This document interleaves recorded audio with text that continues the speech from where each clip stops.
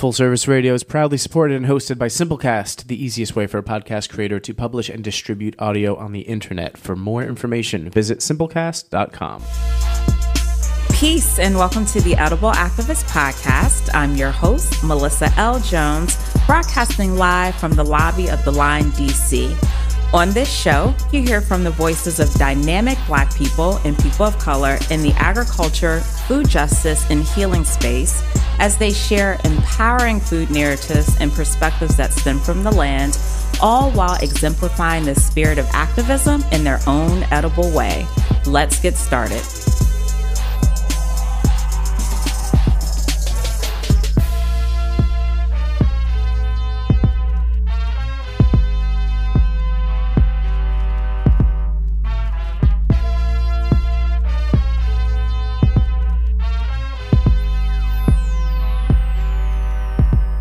Peace and welcome to the Edible Activist Podcast. I am your host, Melissa L. Jones, broadcasting on Full Service Radio.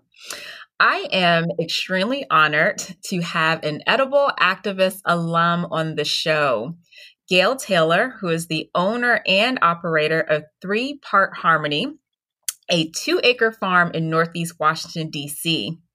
The last time Gail graced the show, she shared so much of her knowledge with us around farming in the city and the lift it took to make 3PH happen. If you haven't listened to that episode, please check it out. It is number 52.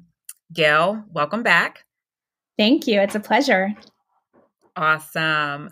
So, Gail, you are the people's farmer in DC. You know that. The world knows that. DC knows that, right? And so when you started 3 Part Harmony, there was a vision. And it might not have been immediately, but there is a vision. And so you, along with your beloved community of supporters, your staff, your amazing volunteers, you all have been seeing this through. Fast forward from then to the start of 3PH to the last time you and I were together in studio, and to now in the middle of a freaking pandemic. I'm sure nothing has slowed down for you all. And so if anything, the demand has probably been overwhelming, especially since from my understanding, you guys have been operating half time, which we'll talk about a little bit later. And so right now, 3 Part Harmony, as a part of your big vision that we're going to tap into, you guys have been crowdfunding for a very important piece of infrastructure, and we want to help you achieve that goal. All right. So that is the intent. We're going to talk about this campaign, and we want to help 3 Part Harmony achieve that goal. Anywho, Gail, thanks again for joining me. And I just appreciate just your knowledge and what you bring to this space. And you have been so embedded in the DC farming community. And again, for you guys who have not listened to that episode, number 52, check it out. You'll learn a lot more about Gail and her background and how vital she has been to farming in DC. Gail, let's talk about this crowdfund campaign. Are you tired yet, girl? Am I tired? No, actually, that's not what I expected myself to say. This campaign has really put a lot of new energy into my bones and my heart. It has just been incredible to see the reaction and the support, just overwhelming support from everyone to donate, to share on social media. It was kind of like the last little push I think that I needed, since this is the last piece of infrastructure that the farm needs in its 10-year plan. So we're talking about solar power.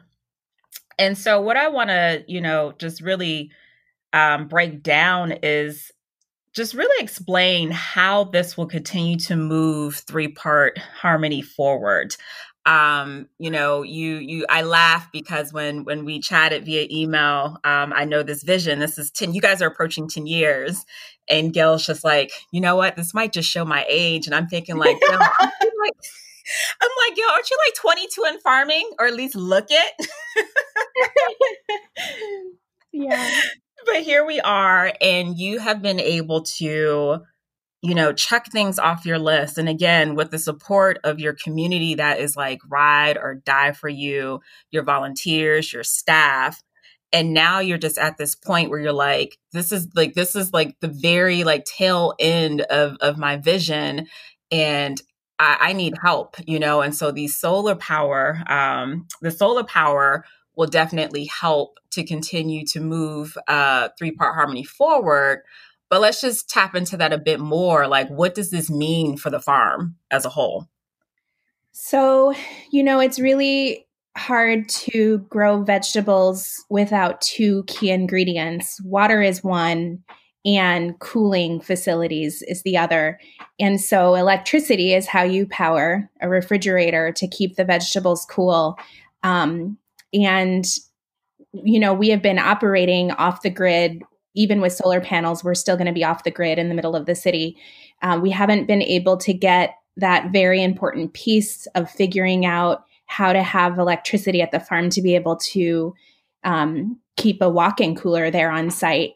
And so it's been very difficult. But now that it seems like this goal, the end is in sight, I've been just sort of thinking about like, how can this change our capacity? How can this change the way that we make a schedule during the week to think about like, oh, if it's raining, we can harvest on the other day. We don't have to harvest in the rain because now we have a way to hold those kales and collard bunches over. You know what I mean? It just like increases the whole capacity of what you're able to do, and how much food you can provide depends on you being able to hold it from one day to the next, which you can't do without electricity. Yeah, for sure. And so one of the things that the last time you and I were together, we talked, actually, before I address that, I know that we could sit up here and talk about vegetables all day because you love to talk about growing vegetables, and obviously that's what you do. But one of the things that also really, because I follow your newsletters, and even if it's like once in a blue moon, whenever you have the capacity to send them, I definitely take time to read them. And I fully appreciate your transparency in really breaking down the operations of your business, because people don't understand that at all. They don't understand that. Some people don't understand that farming is a business, and you are very open in that what it takes and what the challenges are. And really just to move vegetables like across, move vegetables just on the opposite side of the city or wherever you set up, And so when we talk about infrastructure and we talk about the solar panel, the solar power, and we talk about, just all the other needs that you have, like this is all about operation. Because if that operation isn't set in place, you can't provide for your community. Yeah, it's true. It's also about having the ability and the capacity to buy the thing that you need when you need it, instead of putting a Band-Aid on the problem and you end up spending more money. So what had happened was, after 5 years of distributing CSA shares at the Emergence Community Arts Collective, over by Howard University, we had our walk-in cooler there, and ECAC had allowed me to have an electrician drill through the side of their building so that we could plug in the refrigerator there. And it just became untenable driving that 2.2 miles back and forth multiple times in the day with all of the perishable produce to get it to the refrigerator. So this year we moved the cooler to the farm, which was like a game changer to have it there. And then to be able to plug it in and have the power work, we borrowed a generator from Earthbound Building, and it only took me 1 week of filling up all those 5-gallon gas cans to do the math to realize that if I had the money now to buy solar panels, it was going to eventually cost me the same amount of money in gasoline over like a 5-year period. But then just to have the money now to buy the solar panels, to have the infrastructure that you need, would be so much better for the environment, better for my time management, and frankly, better for my peace of mind. If you've ever heard a generator running, it is like the opposite of peaceful organic vegetable farm. So we started this campaign to buy solar panels, realizing that with the community support, we were just going to like get the thing that we needed now and save myself like 5 years of filling up gas cans to fund this, to fill up this generator all the time. You know, I was reading the crowdfund campaign and your updates, and I know you had mentioned that you were embarrassed by the amount of money that you have spent on gas, and giving the nature of this business, giving the nature of what you do, and really being an advocate of climate, reversing climate. Like I said to myself, just because I'm privy only. I said to myself, like, Gail, like, don't, because you are so open and you're so transparent. And, it's you, by the end of the day, you all have been doing what you needed to do. And that's that. And I understand the Band-Aid solutions, but you all have been doing what you needed to do. So that's just my little sentimental piece from me to you. Like I love what you all do, and it's all right. It's okay. I was like, oh, but I ride my bike to the farm so many days, so that at least there's that. Absolutely. Absolutely. Well, the other thing that I love about this campaign is just the collaboration with Earthbound. They are amazing. And I'm just excited because, just all of it's just the collaboration and the harmony in this farm. But I know like the building and the sweat and all of that, like that's there, that's present. But I know this collaboration has been wonderful. And, Earthbound, for those, and you can probably break this down even more than I can, but, Earthbound Building, that's headed up by Blaine and Dom Hozak, forgive me, guys, and maybe some others. So you can definitely toss out some other names, but they're cooperative, and they build infrastructure, and they do a lot of building on farms and land. And just to see this come together is it's really dynamic. So for someone who does not even know what the process is like, to really because this isn't the first time that you guys have worked together. You guys have worked together in the past, from what I understand, but what does this all look like? So we're getting solar panels and, Earthbound's involved. Like what has this process been like for you all? Yeah, so Earthbound Builders, Blaine Snipstall, who's the founder, he and I go back to, a long time, but we, along with Zachary Curtis, we planted sweet potatoes out there in Preston, Maryland, on the site that had eventually become the Black Dirt Farm, where so many of the sweet potatoes for our CSA have come from over the years. So Blaine is the one who started Earthbound. He built our CoolBot that is still functioning quite well. And he's my brother, and he put together this idea to build a wash pack station that's a pavilion. And we've just been like dreaming about it now for a couple of years, to be able to have a structure over our head that would allow us to wash the vegetables and not get rained on, which is hard. This is like a tangent, but it's hard to explain to people why you need to wash the vegetables while it's raining.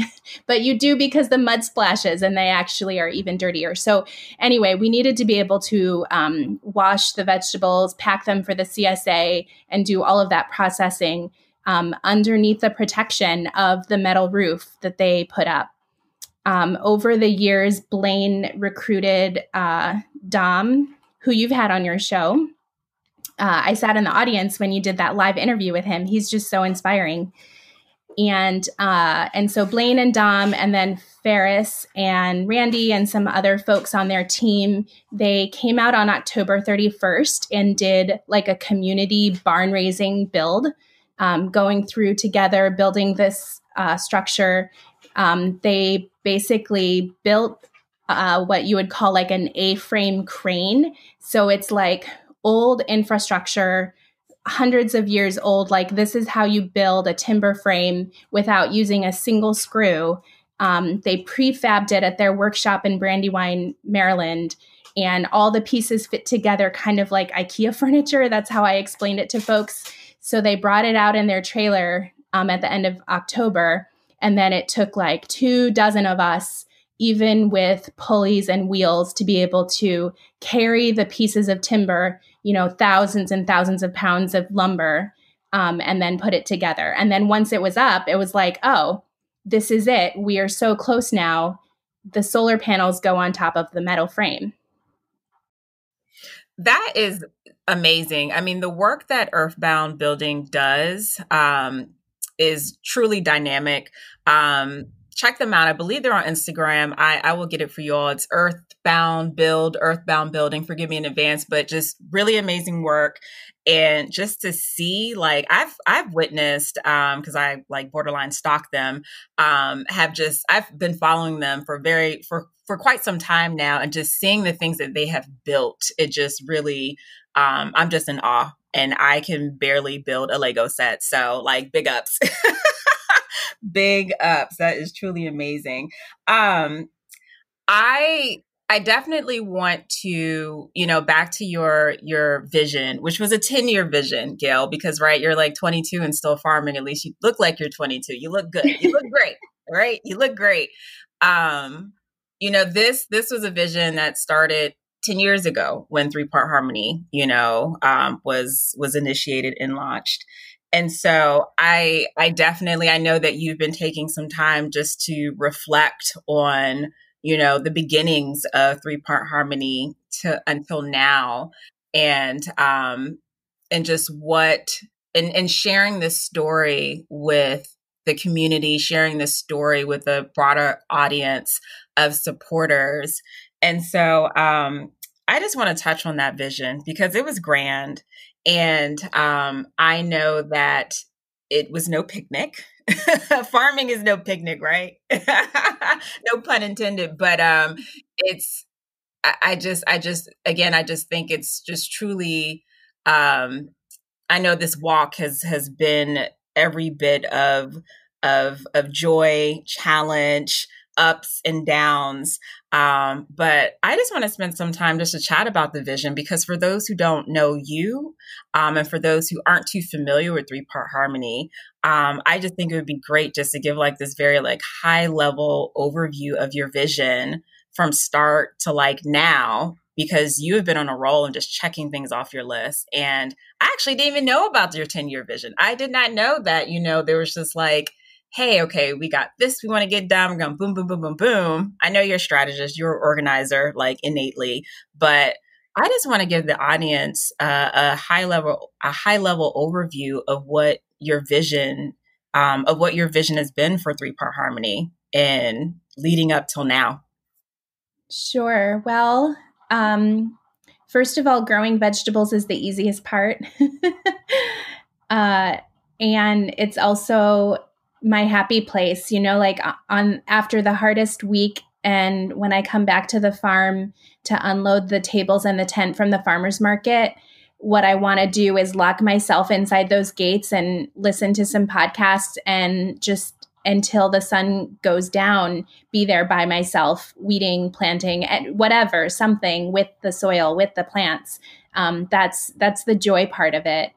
When I set out to create a production-focused farm in the city, when I wrote that first plan in 2011, I don't think that I knew how hard it was going to be. And probably, I don't know, it's not a good idea to look back and think on if I would have started if I knew how hard it was going to be. But I certainly didn't think that it could be that impossible and unlikely and challenging, because the idea was really simple. Like, we have space in the city. I have the knowledge to grow vegetables. People go to the store every day and buy vegetables. So why can't I start a farm and grow everyone's favorite produce and put it out there in the marketplace and have a successful business model? And at the end of the day, that was just basically, that was all I wanted to do. I wasn't really interested in growing fancy vegetables. I didn't really want to knock on the door of the back of a 5-star restaurant and try to sell my wares. I really just wanted to grow bunches and bunches and bunches of greens and be the people's farmer. So that, I don't know if you can call that a vision. That I thought that it was just a humble idea. That was my idea. And in doing that other people who were also interested in that idea would come along for the ride.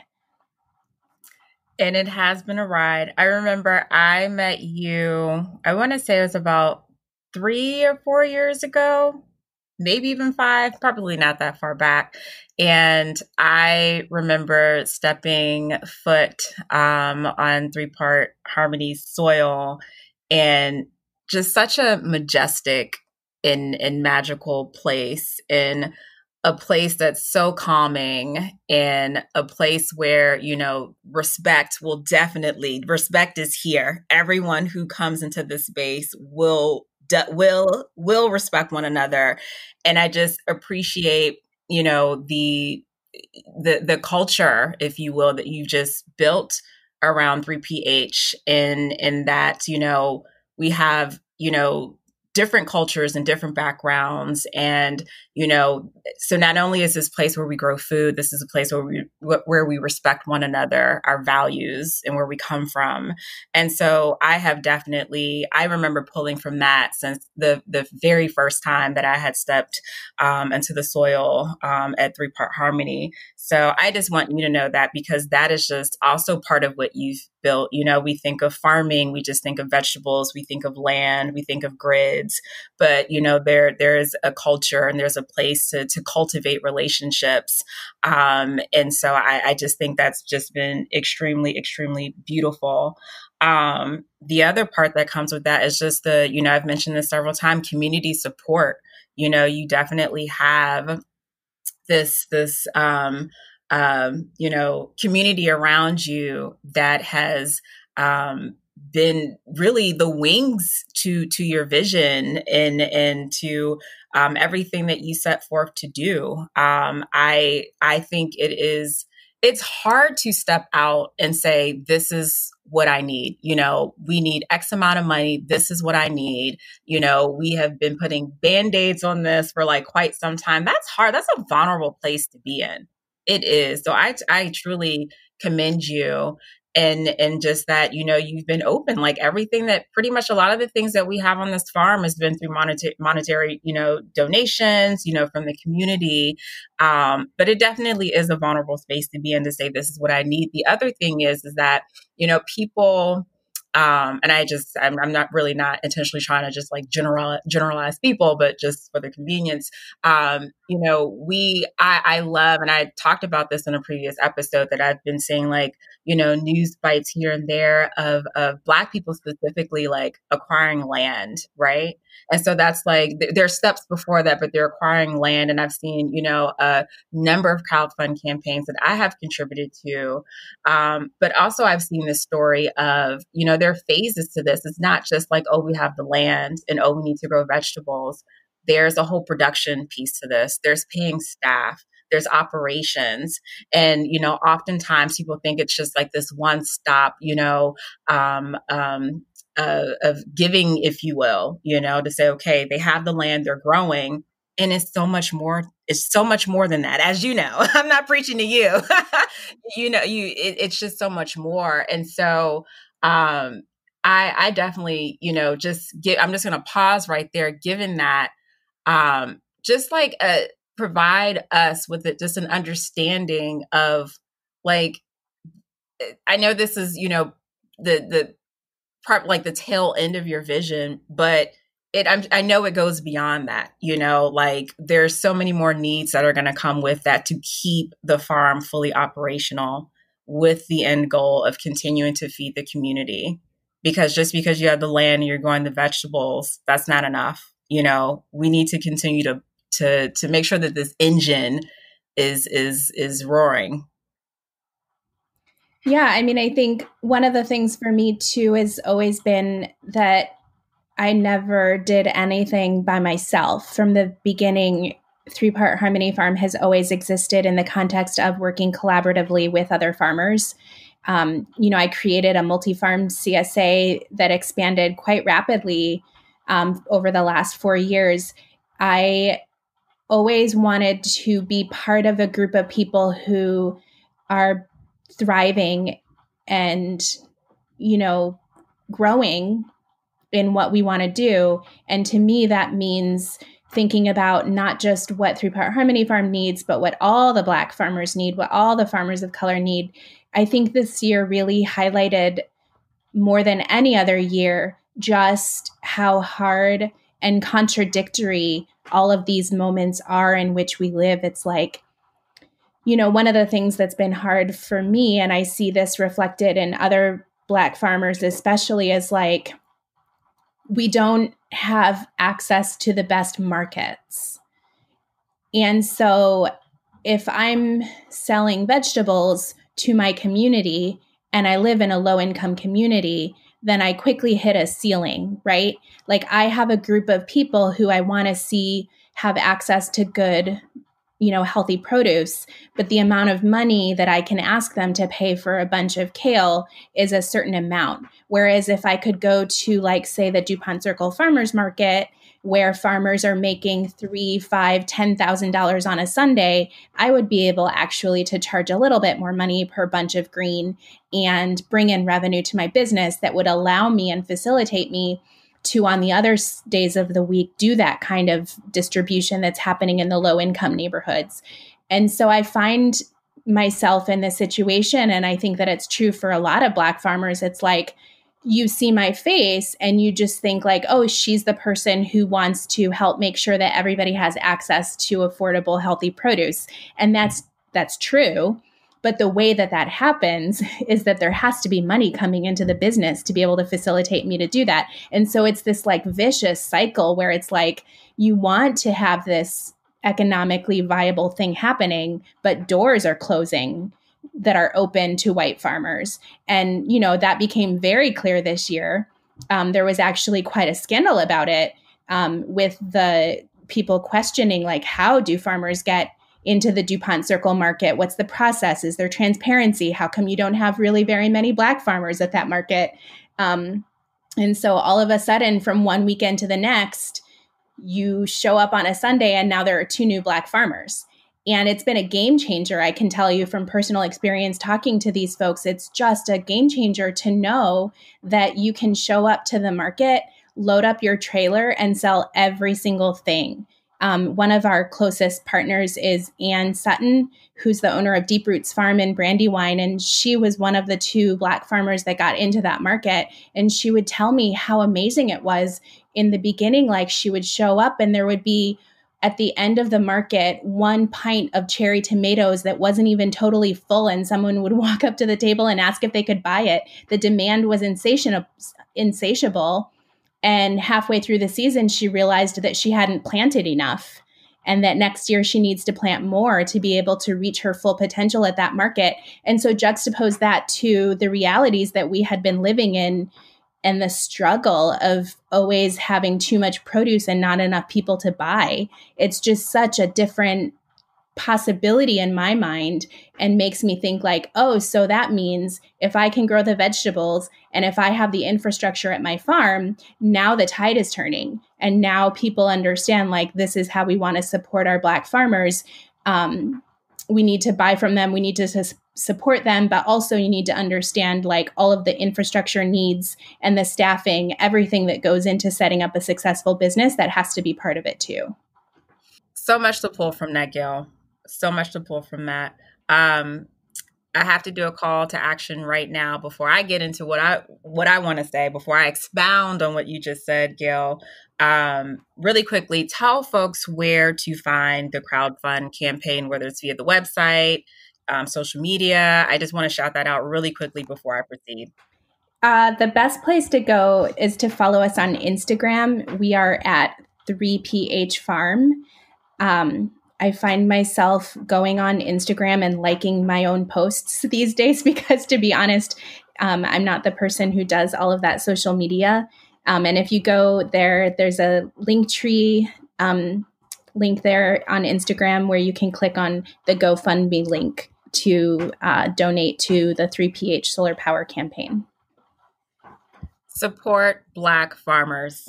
Support Black farmers. I'd say it again, support Black farmers. Please, please head over to their Instagram. And you're right, Gail, you had the instructions down because that's what I did. You hit the link tree in the bio and it shoots right to the crowdfund campaign. Gail, I certainly remember that pocket of the entire debacle with the DuPont Circle Market. And I have to bring it up because I was actually pulled into it. And it just amazes me that just with a blink of an eye, that a Black farmer can show up to a white market and sell out everything.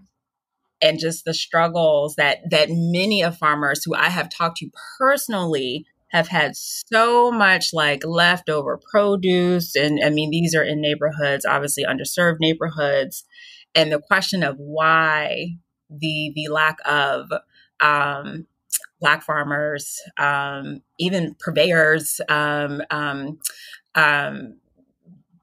color, just were lacking at that market.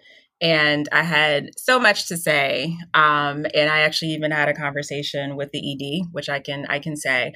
And it's just very interesting that we had to just make that much noise for two Black farmers to show up at the market. And I'm extremely glad that Deep Roots got into that market. But it just really amazes me. And it's like, this is why we need to continue to support Black farmers. This is why. This is part of the reason why, and this is the issue. This should never be the case. It should never be the case. And I'm just glad that you brought that up. And I don't want to deviate too much from what we should be talking about, but I'm glad that we did touch on that because that's vital. And when we talk about feeding our Black farmers, and when we talk about feeding them economically, feeding them money, feeding donations and supporting them, like this is why we need to continue to do so.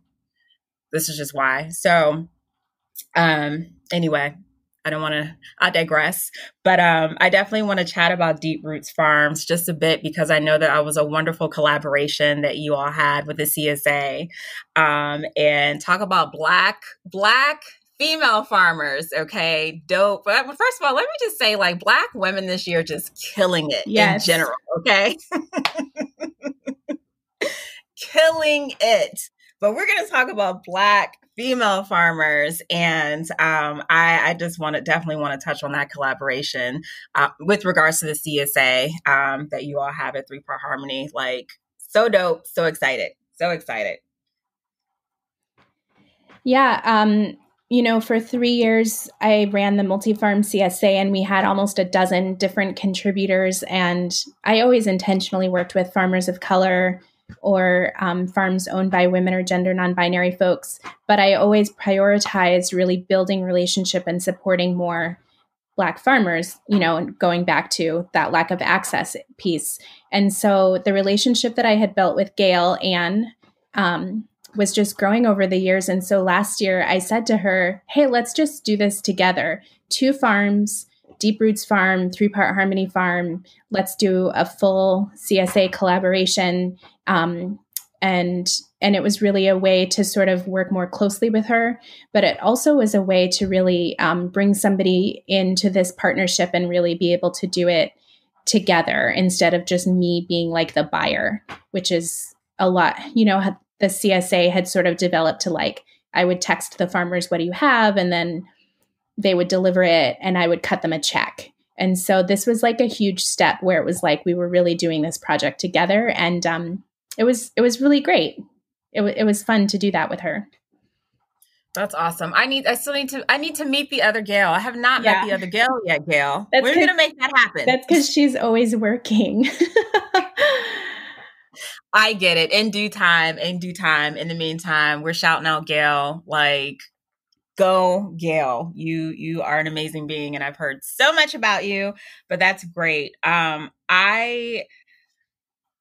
For those who, so we have the crowdfund campaign, and for those if for some reason someone's not able to support monetarily, are there any other ways you are seeking support?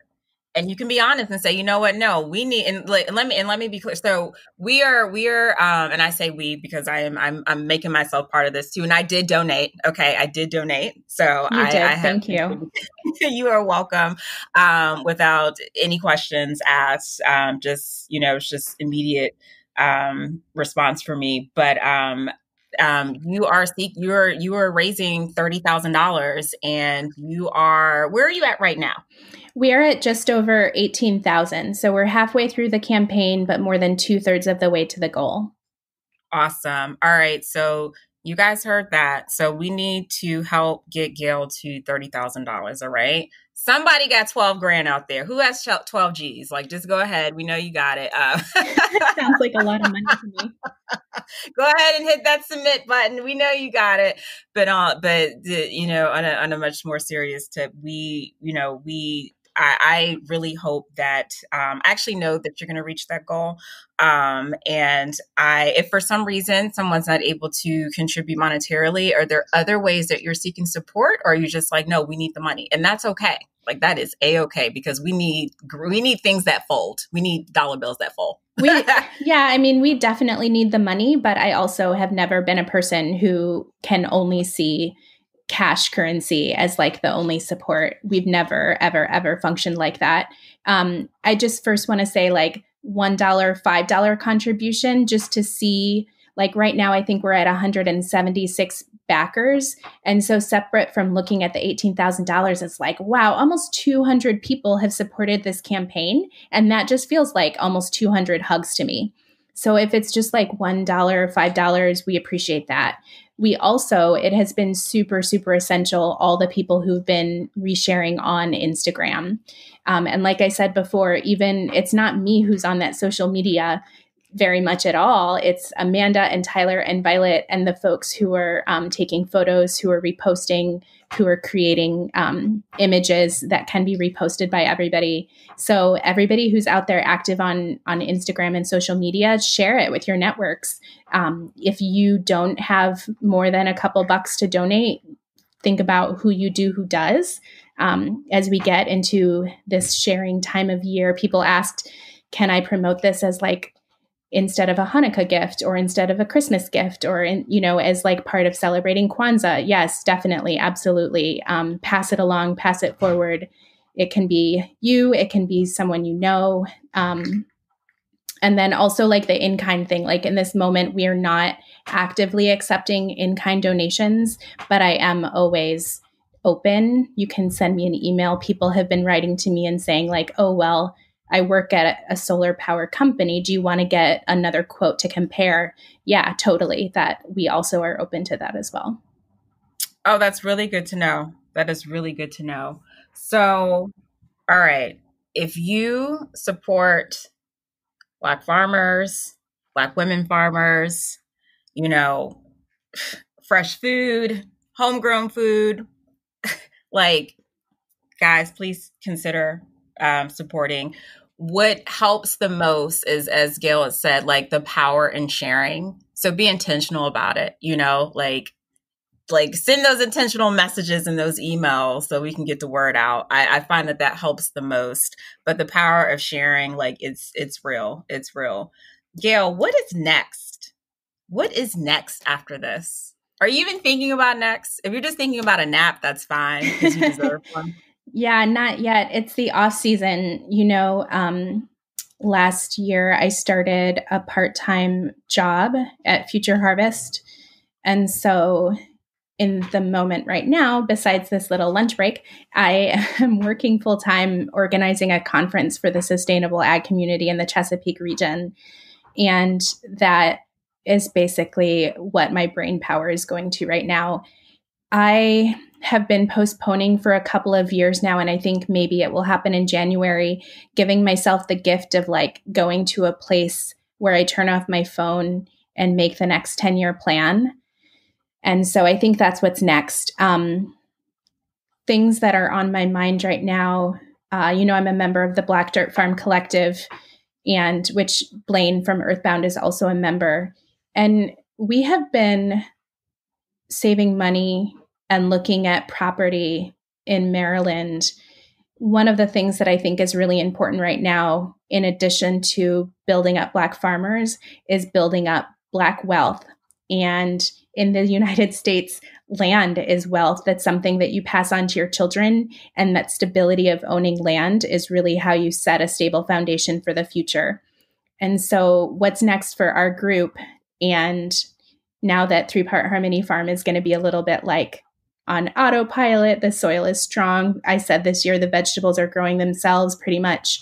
Really thinking to the future, not just for me, but for my community, to try to have maybe a little like 55 acres, maybe 100 acres in Maryland, where we can have our Afroecology gatherings, where Earthbound can have a workshop, and where we can really start thinking about planting trees, planting a whole field of sweet corn, planting a lot of the things that the CSA members often ask me for, but I can't do on a 2-acre rented property in the city. So I guess the short answer to your question is I'm thinking about what happens next, and it is going to be an expansion on that parcel of land that we first broke ground on in 2012.